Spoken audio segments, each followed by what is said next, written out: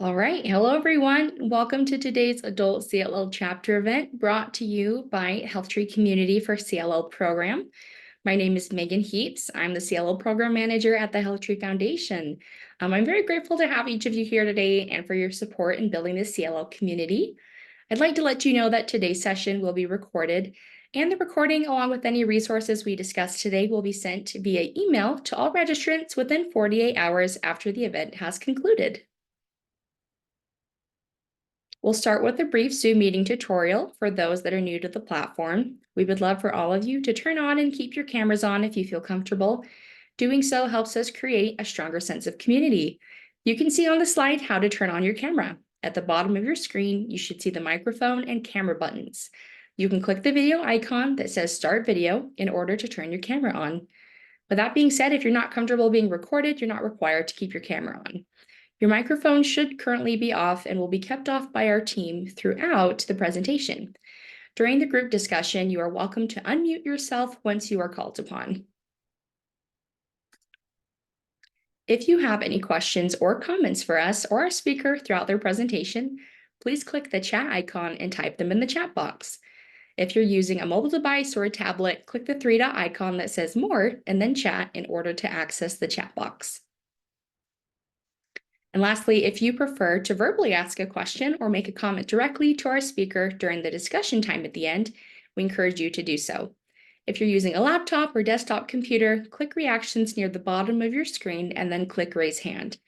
If you are using a mobile device or tablet, you can click the three horizontal dots that say More and then click the Raise Hand button. Now let's get started with today's event. First, I'd like to thank our sponsors who make events like this possible, AbbVie and Genentech. The topic of our event today is tracking your CLL labs in HealthTree Cure Hub. Here is our agenda. I'll introduce our speaker, Mariana Castro. Mariana will then spend the next 30 minutes giving us her presentation.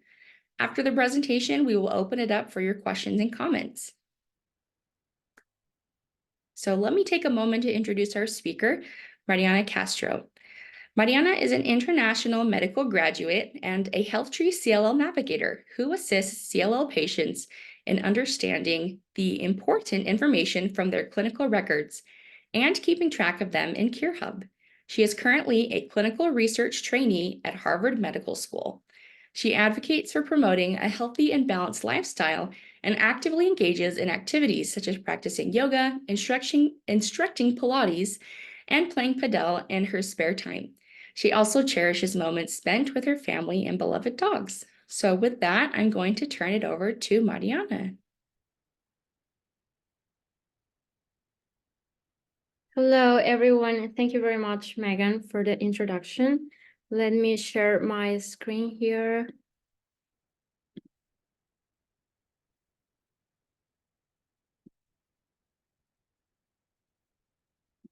Can you see my screen? Yes. Okay, perfect. So again, hello, everyone. Thank you very much for being here, and also for all of those of you watching the event recorded afterwards. Thank you very much for your time as well. I am very happy to be here presenting this talk today about CLL labs in Cure Hub. We've been having a lot of CLL events throughout the year. They have been amazing events by CLL specialists, but this is the first one presenting CLL using Cure Hub for CLL. So yeah, we're excited to present this to you. This is our agenda today, where I would like to start with the quick overview of chronic lymphocytic leukemia, or CLL. And then I like to explain the most important labs to follow in chronic lymphocytic leukemia. And then talk a little bit about HealthTree Cure Hub. Then I'm going to explain how to connect your medical records. And finally, we're having a space for any questions that you may have about CLL labs or Cure Hub.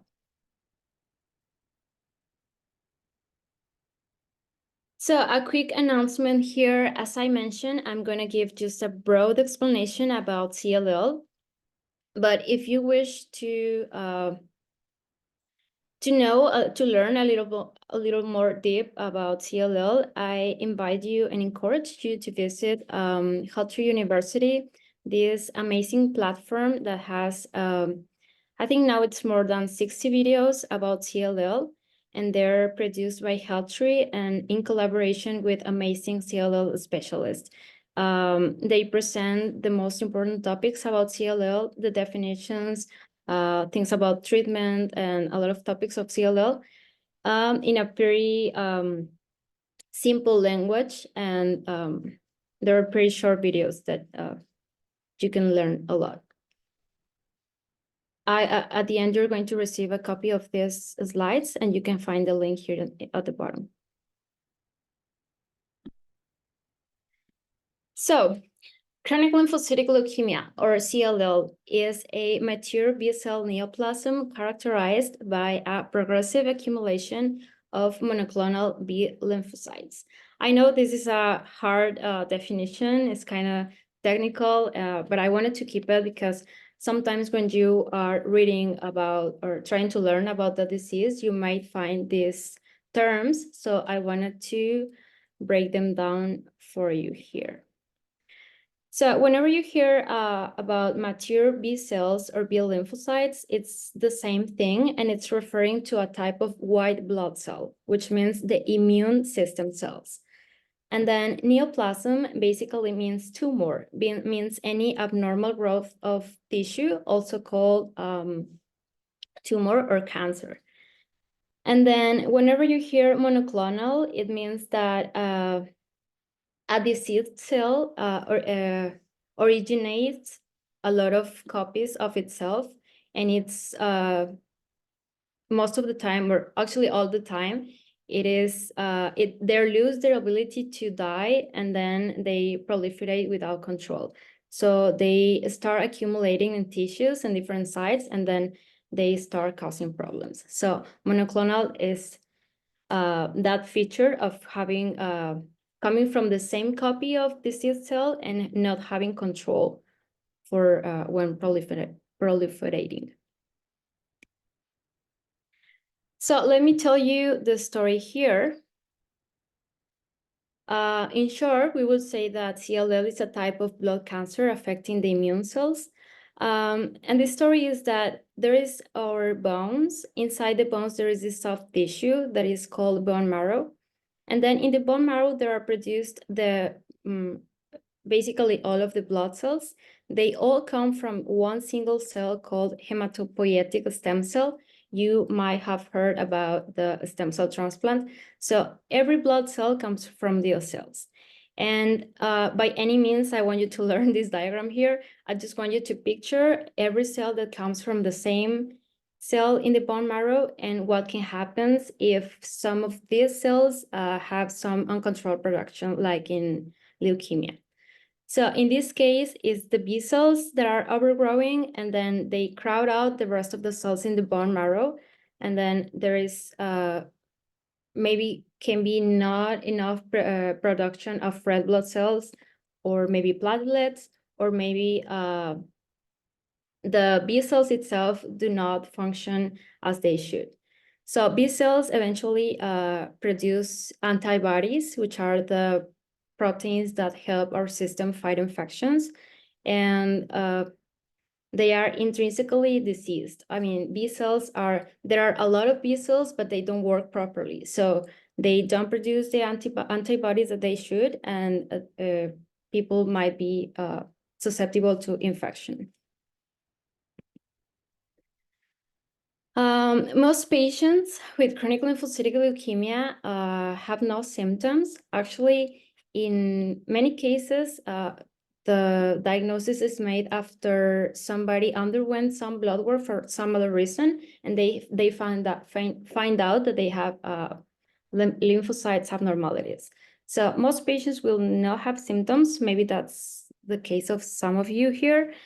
And then some minority of patients present the called B symptoms. B symptoms because they're related to the overgrowth of B cells, and they are unintentional weight loss, fever, drenching night sweats, and extreme fatigue. All of these symptoms are derived from the overgrowth of B cells and the inappropriate production of red blood cells. There might be also bruising because there are not enough platelets to control bleeding, but that is not called a B symptom. It's just an extra symptom. And then in those patients who have symptoms, the most common abnormality found in the physical exam is enlarged nodes. You know, these nodes that we have here under the neck and then in the armpits and groins, those are lymphatic nodes, and they're normally, we can normally not perceive them, but when they are diseased, maybe inflamed or with some cancer process, they might seem enlarged. So the most common abnormal finding is enlarged nodes. You can also find this as lymphadenopathy. And then the second most common is also enlarged spleen, which is also a lymphatic organ. And in the minority of cases, there is hepatomegaly, which is an enlarged liver as well.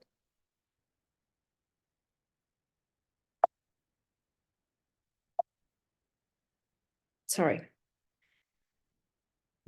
So you might have heard as well about this concept called small lymphocytic lymphoma. This is often used interchangeably with the term chronic lymphocytic leukemia.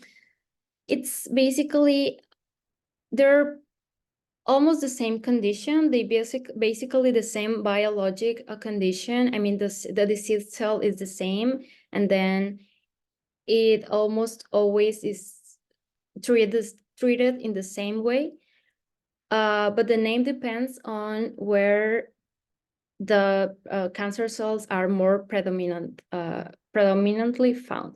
So when cancer cells are found in the bloodstream and bone marrow, it is called CLL, chronic lymphocytic leukemia. And if the cancer cells are most found in the lymphatic system, which are the nodes and the organs that I just mentioned, it is called small lymphocytic lymphoma. It can actually happen. Some patients have both of them at the same time. They have cells in the organs and in the bloodstream, and some of them might have just one. So basically, they're used interchangeably in the literature in medicine. And just quick statistics here. Chronic lymphocytic leukemia represents around 1% of all new cancer cases in the US, which is around 21,000 cases every year. And then chronic lymphocytic leukemia is most frequently diagnosed in older people, which is the median age of diagnosis is 70 years. And then the 5-year relative survival, which means how many people survive 5 years or more after being diagnosed with chronic lymphocytic leukemia, is around 88%, which is a pretty high percentage of survival compared to other blood cancers or other type of cancers. And well, as I just mentioned,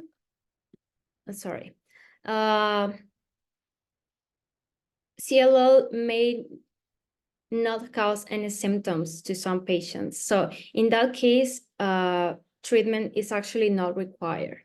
So treatment for CLL is only needed when CLL is causing problems for the patient. For example, if some patient has recurrent infection or has a lot of bruising or has a lot of symptoms like fever. So it's only treated when it causes symptoms.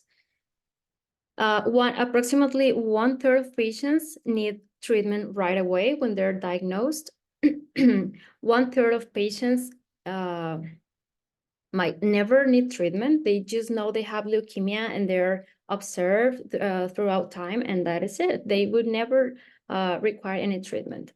And then around 1/3 of patients will not need treatment at diagnosis, but might need it later. So for these patients, actually for all patients, the rule is to do active observation of their condition with physical exam and, of course, lab tests. Which brings us to our topic here today, which is CLL labs.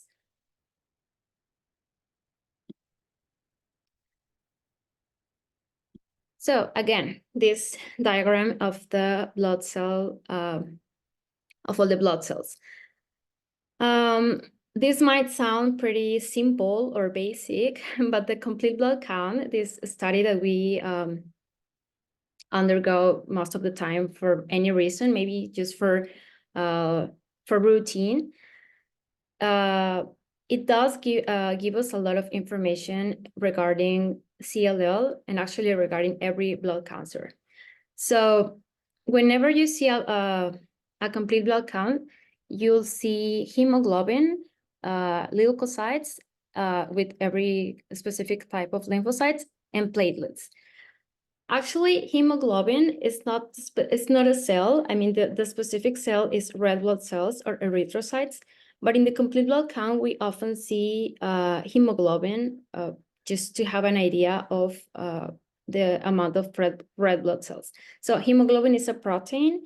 It is in charge of delivering the oxygen from the lungs to the rest of the tissues in the body. So red blood cells carry hemoglobin, and hemoglobin is what we measure most of the time, just to have an idea of the oxygenating part of our system. And then leukocytes, or white blood cells, is the same thing. It's composed by neutrophils, these cells here. Neutrophils are in charge basically of fighting infection that is caused by bacteria or any kind of inflammation. So I'd like to point out here that neutrophils and lymphocytes may vary and change by a wide variety of reasons that are not cancer. So maybe if you have some inflammatory process, or if you underwent surgery, or you have some inflammatory disease like arthritis or whatever inflammatory disease, neutrophils and lymphocytes may vary, and it doesn't mean that you have chronic lymphocytic leukemia or any kind of leukemia. Actually, the malignant processes are like the least probable cause for these cells to vary. So yeah, lymphocytes normally, like the healthy lymphocytes, are in charge of fighting viral infections. So it's infections produced by viruses. And then there are monocytes, eosinophils, and basophils. These cells are found in a smaller quantity in the blood, but they're in charge of fighting infection as well, like parasitic infection, they're involved in allergy processes. And yeah, they may also be affected, but in a less percentage of cases. And then we also have platelets, which are these little fragments. Actually, platelets are not cells. They used to be cells, but they lose their nucleus, and then they become like small fragments that help with the clotting processes in our body. So they stop bleeding. They're like the first responders when there's bleeding in our body. So I added here this table with the reference values for these labs. Of course, you don't need to learn this or take notes, because that's why CureHub is here. So this is just for you to have an idea. And then we have lymphocytes here again, which is a type of leukocyte or white blood cell. And the normal reference value approx is from 800 to 3,000 cells per microliter of blood. So this is the normal. Of course, it may vary according to each lab. But chronic lymphocytic leukemia is defined by the presence of equal or greater to 5,000 lymphocytes per microliter.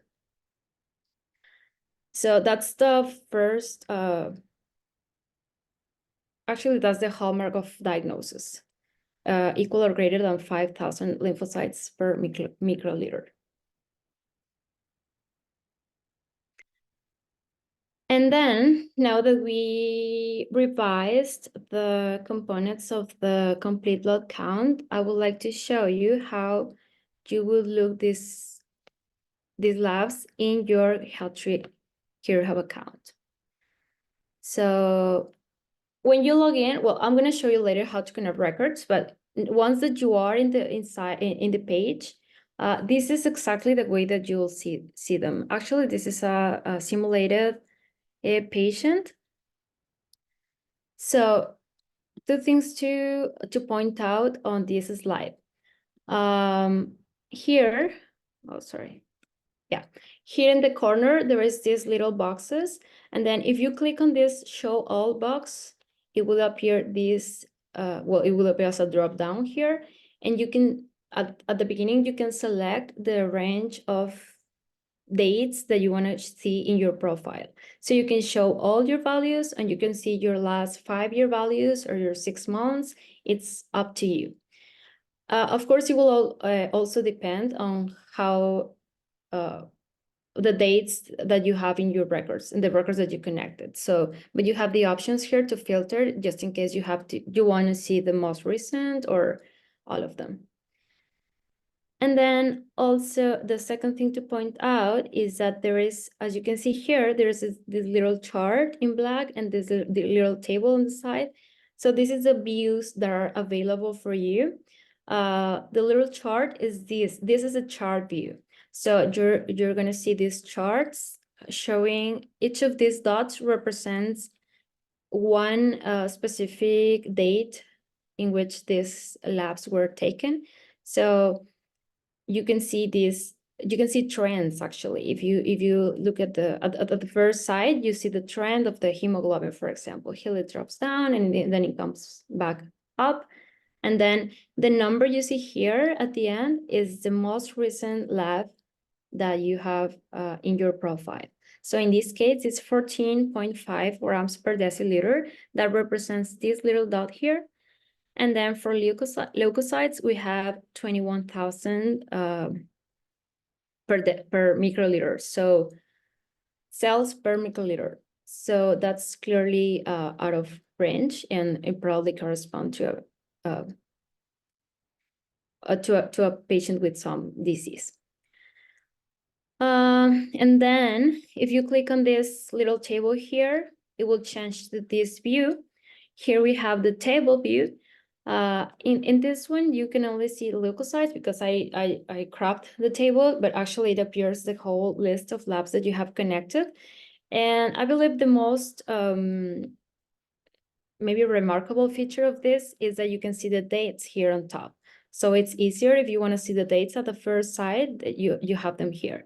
You also have these little arrows to indicate if this value is within the normal values or it is above or below them.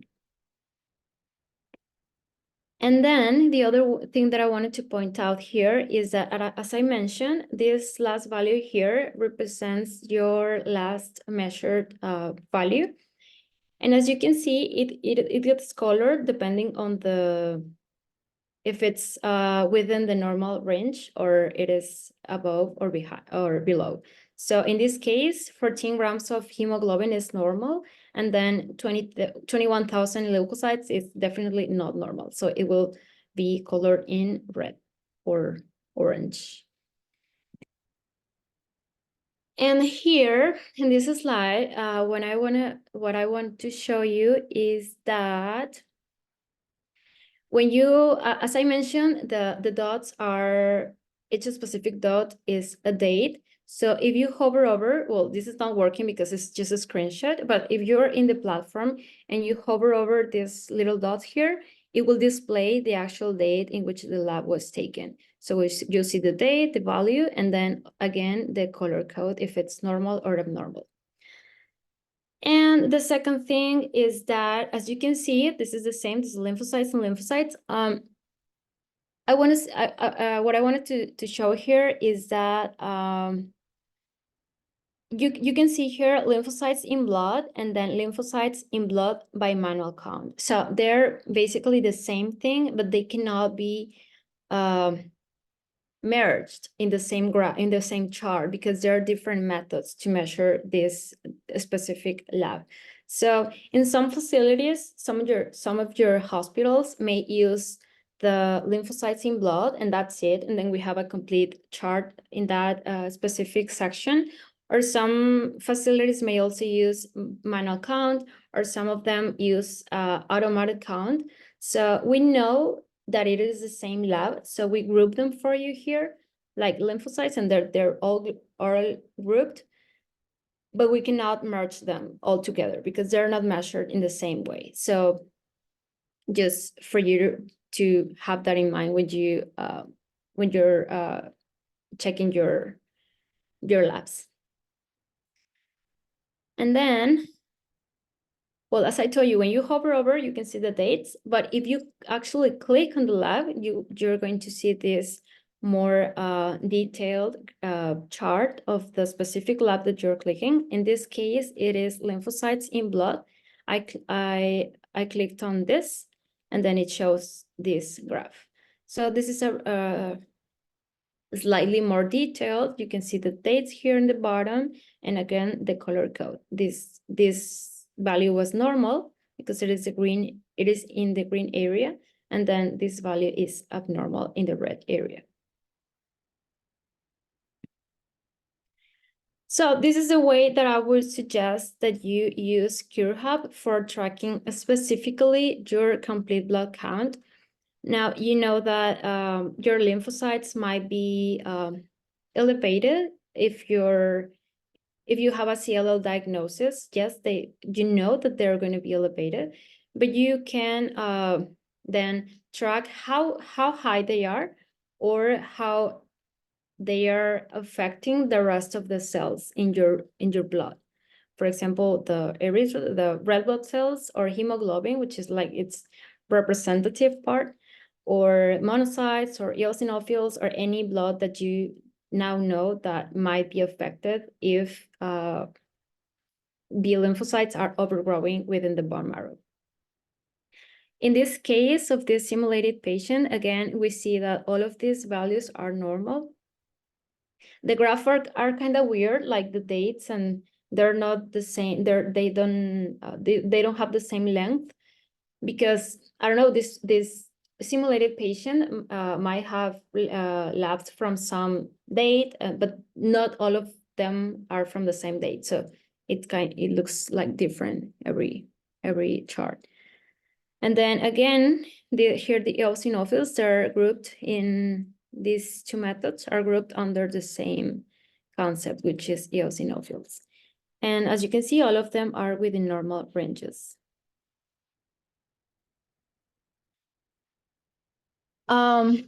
Just a summary here of the complete blood count. Lymphocytosis is the most remarkable feature, laboratory feature of CLL. So lymphocytes will be increased. And then at diagnosis, the most common thing is to find anemia, which is low hemoglobin and low red blood cells. And then neutropenia, which means low neutrophils, and thrombocytopenia, which means low platelets. Most of the time, these in group, these are called cytopenias, which means lack of cells. And most of the time, they're just they're mild, and they're not severe, and they can recover with some treatments. And then other abnormal findings that you may have in CLL is increased serum dehydrogenase. Sorry for the abbreviation here. I'm going to change it for the final version that I'm going to send to you. But this is a marker of basically of cell damage. It's not specific, but it might be increased in some hematologic processes. So serum DHL might be elevated, then beta-2 microglobulin might also be elevated. This is also a marker, like a tumor marker of blood cells. And then uric acid might be also increased. And immunoglobulins, immunoglobulins is the same thing as antibodies. So if you remember, B cells produce antibodies, which are immunoglobulins. There are like around 4 or 5 types of immunoglobulins. So they might decrease as well, and then make you prone to infection, as I mentioned in the symptom part.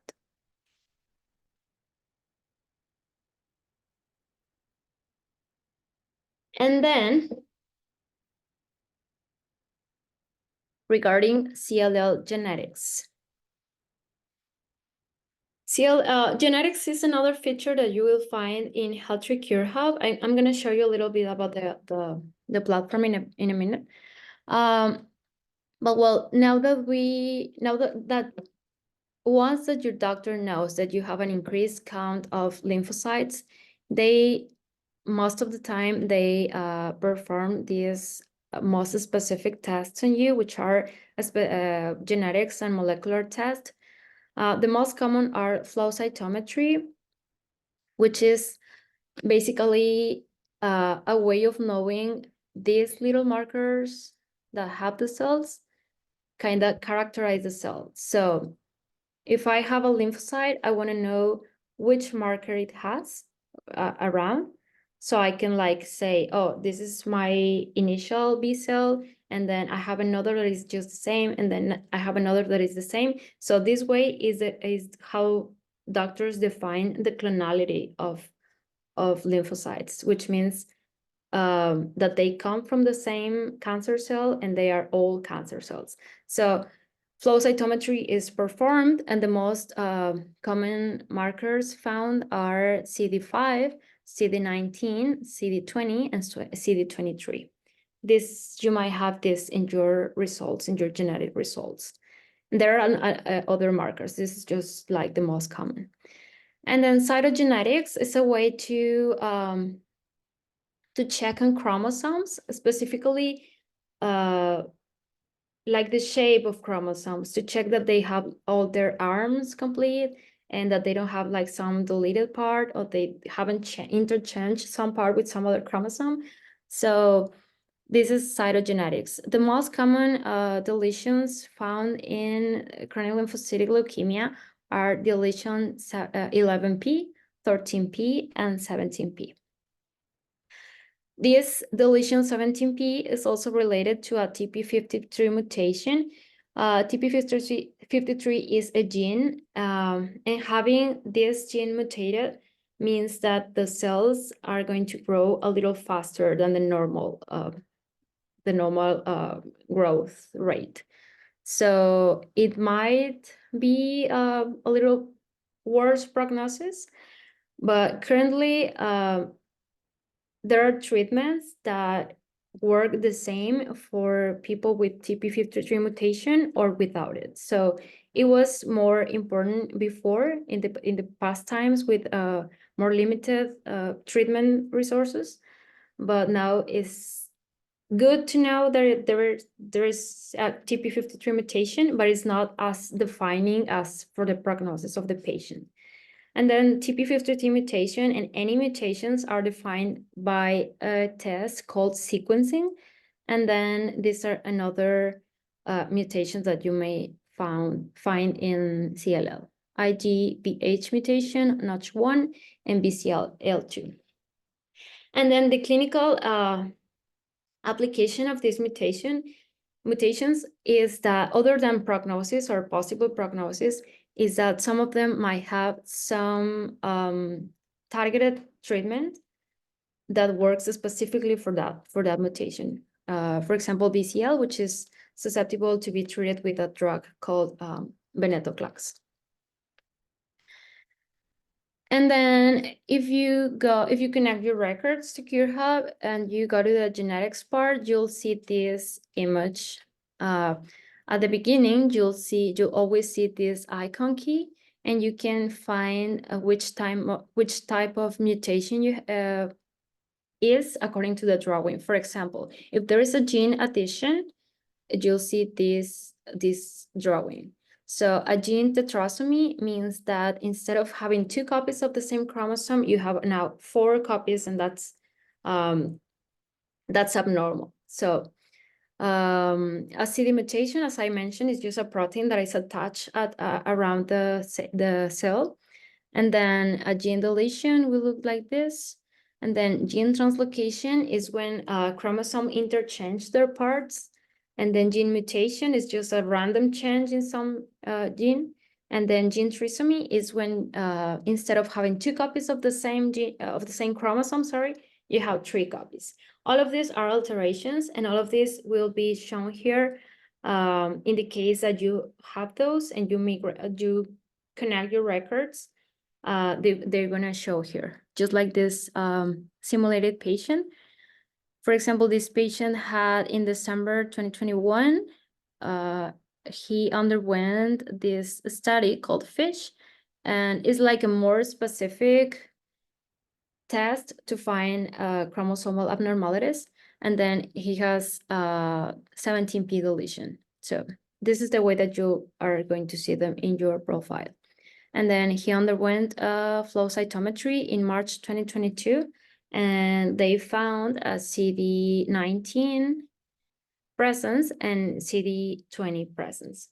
You might see the concept of presence, which means there is some amount of this marker, or sometimes they often report in which percentage of the cell you can find this abnormality. So this mostly depends on your facility and the way they report these studies.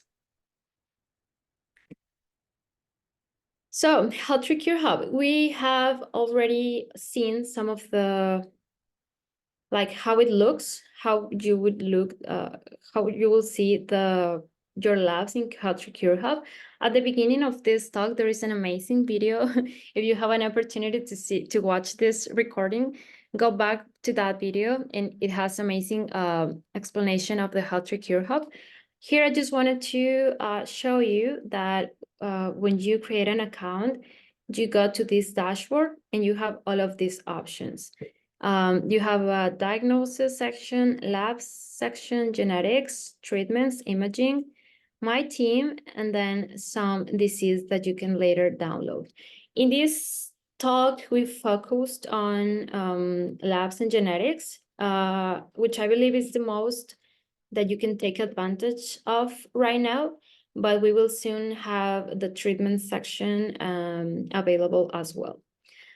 In the diagnosis section, you'll see your diagnosis. When you connect your records, you will see the diagnosis that your facility added to you from the beginning.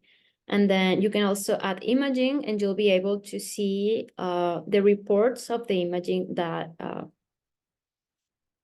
you have undergone. And so now I think I'm over the time. Just gonna explain very quickly how to connect medical records from the beginning. If you have not created a CureHub account, this is the process. So you go to HealthTree.org, just like here, and you will go to this landing page. Then there is this bar here, so you can type your disease name. You can type either CLL or the full name, chronic lymphocytic leukemia, and it will find it. Then you click on CLL, and it will take you to the specific CLL page.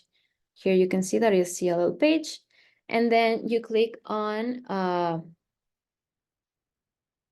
CureHub here, and it will appear this window, and then you click in CureHub again, and it will take you to the actual CureHub page. So now you click on Get Started for Free, and this square will pop up. And now you can click on, it depends if you already have an account or you are a new user. But if you think, if sometime you have created an account and maybe you don't remember the password, click on I already have an account, and then we will try to get your password back, or our support team will contact you so you can have your account back and you don't create two different accounts with the same name. So if you're a new user, you just click on new user, and then it will take you to this window. You can sign in with email or with Google or with Apple, with whatever of these accounts you choose. And then you have your CureHub account here. So this is just an account, but of course, to see your records, you need to connect your records. So the way to do that is you can click on continue here in the part of let's get started. But it also may happen that you decide not to connect right now, and then you close the session, and then you come back, and this banner doesn't appear anymore. So in that case, you can use this option here, medical records, or this option here, connect medical records. It's just the same options here in the list and in the little squares in the dashboard. So when you click on medical records, it's going to take you to this page. Then you can click on add new connection, or in tap to connect your facility. Once you click on that, it will ask you, where do you log in to see your medical records? And then you can choose your hospital, whatever it is. For example, here it says Mayo Clinic. In my case, I chose Huntsman, and then it will drop down a list of hospitals in the US, and then you choose your hospital. And then it's going to ask, do you have a patient portal with Huntsman Cancer Institute or the hospital that you have chosen? Then you click on yes, and then next. And it will take you to the main page of your patient portal. So it's okay, you are still in HealthTree. It just will take you here. It will require that you log in to your patient portal in your, like if you were entering your patient portal normally. And then after you click on sign in here, it will take you back to HealthTree, and it will show you a consent form and a list of like the part of your records that you would like us to access. So it will say, for example, personal information, and then medical records, and then labs, and then imaging. And there's a lot of there is a list, so you could have to check them, whatever you feel comfortable with sharing.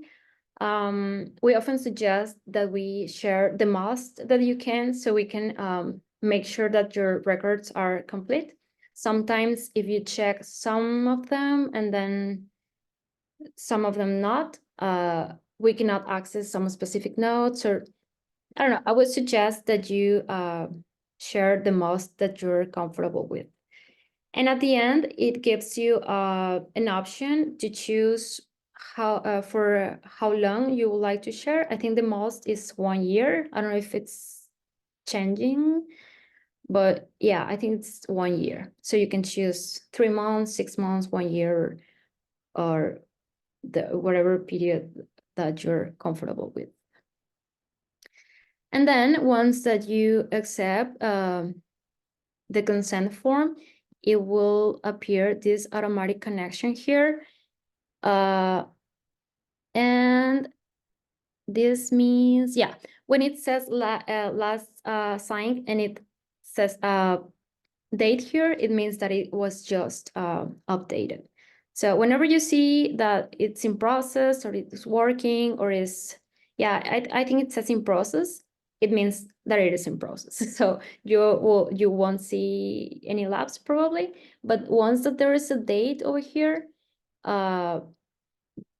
we expect that you can see your labs already in the Cure Hub. So you can go again to dashboard here and then go to the lab section, and then your labs are going to appear like this. So this is an automatic connection. That's how we call them. And then just like a note here, if you do an automatic connection, of course, your labs, the labs that are in your hospital will migrate to HealthTree. But this is still an automatic connection. So our process is that our team, our patient navigators team, I mean, myself and then the rest of the team, we check the records. We actually go to your notes and then read your doctor notes and then make sure that your diagnosis, the diagnosis that your doctor mentioned in your notes and the diagnosis that actually migrated to Cure Hub is the same. So we check every diagnosis and then that the labs make sense and then that the genetics make sense. So this process, we call it validation of data. So for the data validation, it takes some period after you do an automatic connection, but you can be sure that we will check your records, validate them, and then we will send you an email letting you know that your profile is ready and validated. So in that case, when you receive that email that your profile is ready, you might have some doubt, for example, in your profile, you might send them by email to us and we'll be happy to answer them. Or you might also want to schedule a call with us. And that's also a possibility after we have validated your profile.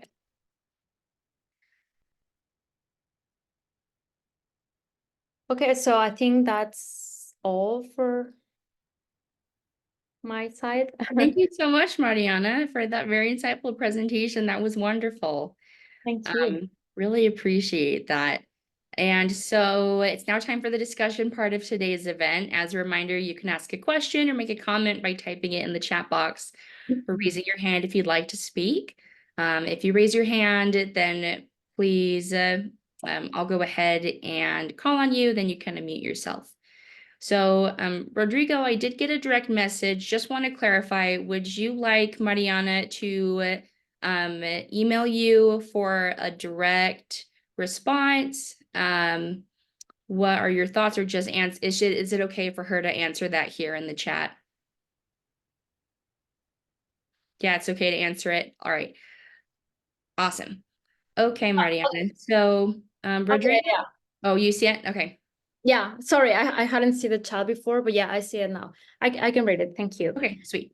So hi, Rodrigo. So is the diagnostic criterion of 5,000 or more lymphocytes unique to CLL, and how does it differ from those with SLL, given that the abnormal cells are found in the lymph nodes?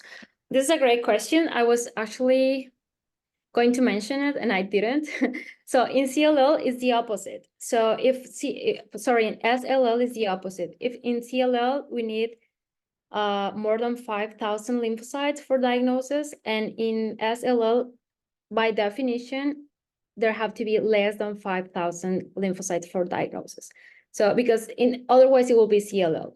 So it has to be less than 5,000, and in that cases, people undergo node biopsy to identify the lymphocytes in the nodes.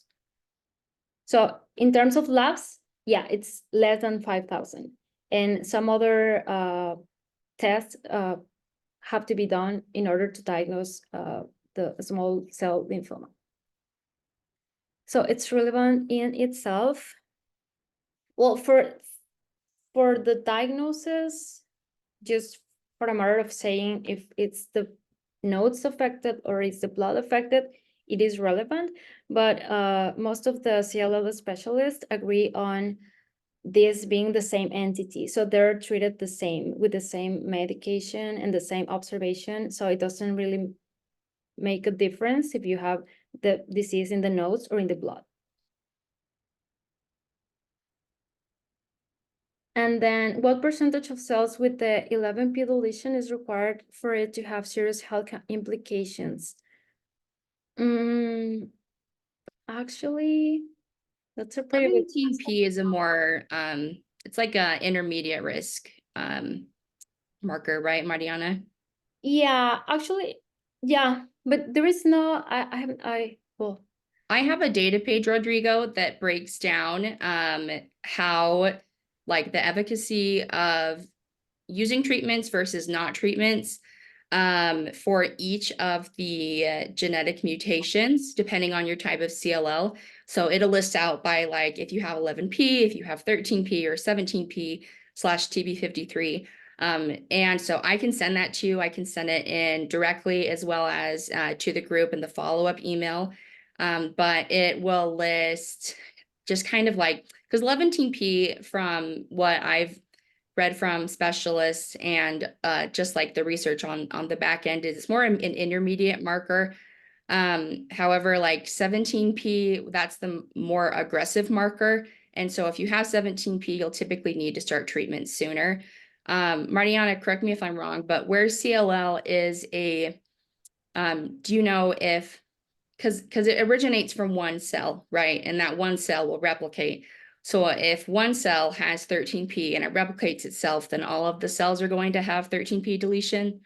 Or do you know if there are cases of CLL where there are differences and there are different types of CLL for the same patient? yeah, that's expected. If all of them come from the same cell, it is expected that they all have the same genetic features. There are some mutations that are called de novo mutations that are just spontaneous, and then it happened just in some group of cells or in one cell. But yeah, the deletion it's expected to be in all the clones or most of the clones. And just coming back to the percentage part, I haven't seen that they do a difference. For example, like just by the fact of having some percentage, like a positive or negative thing. I have never seen like a cutout point, like more than 15 is a yes, and then less than 15 is a no. Just by having any percentage of the mutation, it is considered like to have the mutation.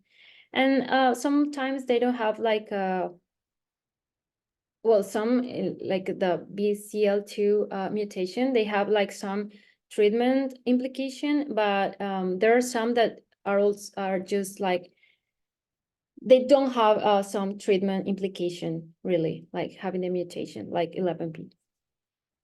Adding on to that, Mariana, yeah, when chemotherapy used to be used to treat CLL prior, the 17p was not like a lot of treatments, patients with 17p or TP53 mutation, it was not working well. However, with the newer targeted therapies that are not chemo, such as like the common ones you may hear about, like acalabrutinib, zanubrutinib, those BTK inhibitors, along with venetoclax, those work pretty well for the majority of patients, regardless of if you have 17p or not. There's some data that shows that patients with 17p might have a shorter remission period after treatment, but I'll send you that and to all the group that breakdown of the specifics of like, if I get this CLO treatment and I have 17p, how long will I be in remission? If I decide to follow it up with a BTK inhibitor and I still have that, then how long will that extend my remission? So hopefully that'll give you a good just like outline for and better answer your questions that I or Mariana can do verbally right now, give you some more data. Yes, for sure, we'll be happy to do research on this and send you some material after the talk. Then I see someone is raising their hand. Oh yes, so Alberto had a question. And then after Alberto, sorry, we'll hop to the other questions inside of the chat. Awesome. All right, so Alberto, go ahead and ask your question. Thank you. Thank you very much. Congratulations on your presentation, Mariana. Thank you. The page seems very user-friendly and intuitive. But I can imagine a first-time user of CureHub asking, how is my lab information going to be kept safe? I mean, how is going to be any misuse of the information prevented? Yeah, that's a pretty common question. Thank you, Alberto, for asking that. Actually, HealthTree takes your privacy seriously. Just for you to know, your data is your data and it belongs to you. It doesn't belong to HealthTree or any hospital that you might have your data in. So it will remain being your data always. Actually, if at any time you want to delete your account, you can delete it immediately and all the associated information will be deleted from our platform. And as in technology aspects, your information actually is encrypted here in HealthTree. We have an amazing developers team that they have created a code that is really, really secure. Only certain people can see or change it, and we keep a record of people who access the data. Just like a matter of fact, there was sometimes some let's say in plain language, we at HealthTree hired a group of hackers to try to crack our code, just to check the security of our system, and they couldn't. So it's I mean, the task was specifically to crack the code, and they couldn't do it. So yeah, this tells us that our server is secure, and your data is protected. Going Thank along you. with that, Mariana. Oh, sorry. No, Go no, ahead, thank you. Berta. Thank you very much. Yeah. Quick question for you, Mariana. So I know that like on the website with HealthTree Cure Hub, it talks about innovative research and how that helps accelerate cures. Like I get a lot of patients that say like, you want me to give you my medical records? Like what? You know, it's just I think they really like understanding the why behind. Can you elaborate on, like, thank you for elaborating on the security with Alberto's question, but also apart from the personalized like benefits that they get of being able to see breaking down their treatment options over time and all of the awesome features that are free for use of, you know, the upcoming treatment options and side effect solutions, things like that. Can you elaborate a little bit about how their like shared data accelerates research? Or if you're also not on the research side, I apologize if maybe that's a No, no, it's question. perfect. Yeah, we're all in the research side. So yeah, we're in the research side because finally this is patient data becomes research data. So that's the point of accelerating research. So your information, when you have your clinical records in your possession, let's say your hospital or your, I don't know, any way you want to keep them, they're protected by some regulations that cannot kind of blind them, and we cannot access, nobody can access that information. So that information is being useful for you and your treatment, and that's a lot, that's perfect, but that's all. So it just, if you try a treatment and then it works for you, and then you go in remission like for a lot of years, no one can benefit from this, no one aside from you, because that's protected information. So what we want to do here is when you share your information with us, it becomes available for research. Of course, it is still protected, and your data, your personal data is always protected. And it's anonymized, right? So let's say if I'm a CLL patient and I connect my records to gain the benefits of using like HealthTree Cure Hub and seeing the Track Labs feature, is there a consent step that also says, do you allow researchers to use, because that really does help accelerate the research, right? It's combining a lot of patient data. They can look back and say, oh, this treatment worked for X majority of patients, or Yeah. this didn't work. And is helping there? Or so does that happen automatically, or is there a consent step of, yes, you can use my research, but it is anonymized? I think it is mentioned in the consent form when you connect the records. You consent for the use in general for research. But anyways, if, for example, we see your records and we find out that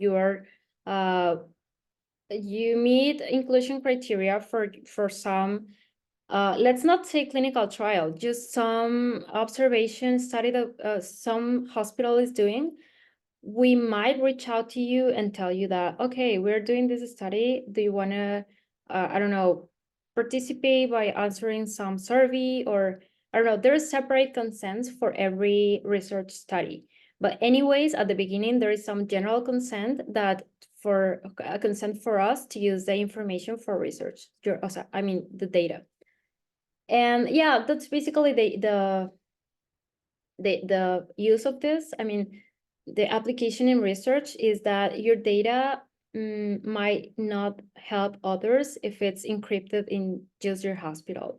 So if you share it and a lot of people share their data, we can like see some trends between people with some responses to treatments, side effects to treatments. And that's how sharing the data can accelerate research. Thank you for your response there, Mariana. I know that we're a little bit over time, and so we'll get the remaining questions here and then wrap up. I understand if those of you on the call, if you need to leave at the hour, you can. We will send the recording to all registrants via an email. But if you're able to stay, we would love to have you. So Anna Maria, we responded to your question just in the chat. If you do have anything else, feel free to reply back. So Valeria, you raised your hand. Feel free to go ahead and ask your question. Thank you. Well, so thank you, Dr. Castro, for your presentation. It was amazing. And I wanted to ask if CLL always show up in blood tests. Sorry, if Okay, I found this on the web for if. Check it out. Sorry, that was my computer. No worry. If CLL always show up in blood tests. Oh, yes, actually, yeah, because the most noteworthy characteristic is actually lymphocytosis. So yeah, for diagnosis of CLL, it has to be elevated lymphocytes. So yeah, there is no way of having I mean, when it's starting, it might happen, but there is no way of having, for example, some tumor and that blood tumor and it doesn't show in the blood count. So the plain answer is yes. It will show all the time in labs. It will show lymphocytosis, and it might or not cause some cytopenias aside from that. But yeah, it will always have lymphocytosis. Thank you, doctor. Thank you. Thank you, Valeria. And then Paula, what is your question? Hi, I enjoyed your presentation very much, and my question was, what tests will I need during my follow-up visits? Okay, most of the time, or the most common test to do is definitely the complete blood count, because it gives us a picture of what's happening inside the bone marrow. Sometimes, or maybe all of the time, patients also undergo blood chemistries just to see that the rest of the body is functioning correctly. It doesn't mean that the cells itself are going to rise some parameter, but they may cause some organ damage. So we want to keep aware and of the kidney function and the liver function. It's just general chemistry tests that are performed routinely. So yeah, I would say a complete blood count, comprehensive metabolic panel, which is the same as blood chemistry. And then the genetics are not performed in every visit or for follow-up. They're often performed once at the beginning, and then maybe after some treatment or after some years that the disease might have evolved. So yeah, I think that's the most common, the complete blood count and a comprehensive metabolic panel.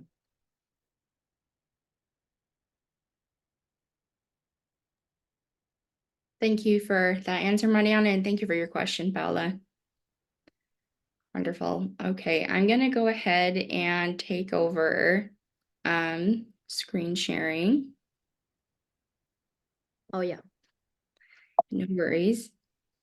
And just so that everyone is aware, if you do have additional questions, we have HealthTree patient navigators that are able to help speak with you, answer your questions, go over things in your CureHub account.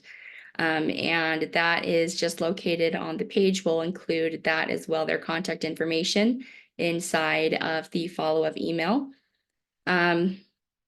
As we wrap up, I do want to inform everyone of other free resources inside of CureHub that we touched on a little bit. But apart from just tracking your labs, you have the ability to access things like side effect solutions and going along with hopefully elaborating on your question, Rodrigo, of, well, if I provide my data, how can that help? Is essentially it anonymizes it, so researchers don't see who you are, but it helps accelerate research by participating in things like not just using like connecting your records and seeing your data, but also you have the ability to participate in surveys, and it's just simple, sometimes 5-minute, maybe less surveys that can really benefit the landscape of CLL. And to access these things, go ahead and visit the link at the bottom of the slide. And then I do want to mention that we have our next CLL webinars that'll take place on May 13th. We're going to hear from Dr. Adam Kate about bispecific antibodies use in CLL. On May 30th, we have oncology registered dietitian Joan Elizondo, who's going to discuss dietary guidelines for cancer prevention after treatment. And then on June 26th, Dr. Carrie Rogers will be discussing relapsed refractory CLL treatment options. So to register for one or more of these upcoming events, please visit the link at the bottom of this slide. Thank you again to our CLL sponsors, without whom this event would not be possible, Appian Genentech. And thank you everyone for helping us build a strong HealthTree community for CLL. I appreciate all of you, and I hope you have a great rest of your day. I hope to see all of you again soon. Please don't hesitate to reach out. You can contact us at this email, cll@healthtree.org, or there is also a contact option on our website to chat with the patient navigator team directly. So please do not hesitate to reach out. Thank you so much.